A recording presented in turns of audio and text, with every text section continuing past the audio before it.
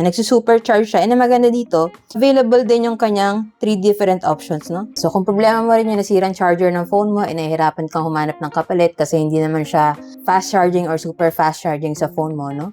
Check mo tong nabili ko sa Tranyu. So, this is a 120 watts na GAN charger.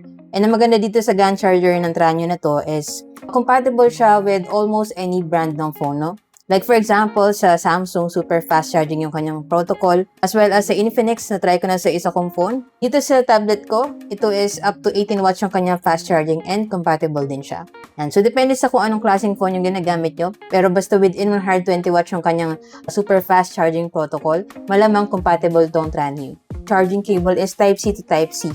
And as maganda dito, braided na rin siya. Tapos yung haba niya is 1 meter. Yan. So, hindi ka mabibitin sa haba nito. And dahil nga sa GAN charger siya, no, na-maintain niya yung low temperature. So, safe siya gamitin. Hindi siya nag-overheat kasi meron siya mga safety protection dito na protocols.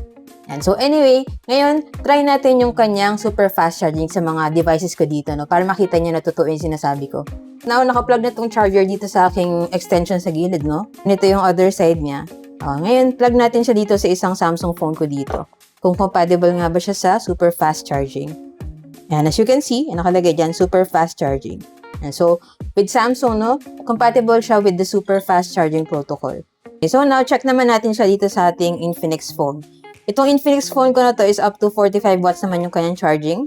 So, try natin siya i-plug.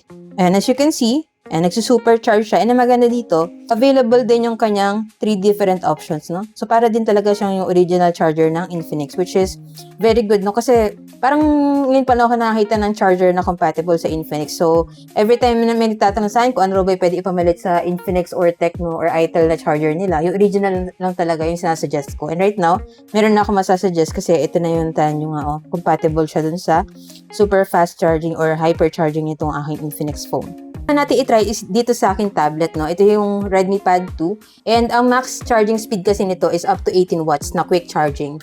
Okay, try natin siya i-plug. And as you can see, compatible din siya with the quick charging protocol of my tablet. Ayan.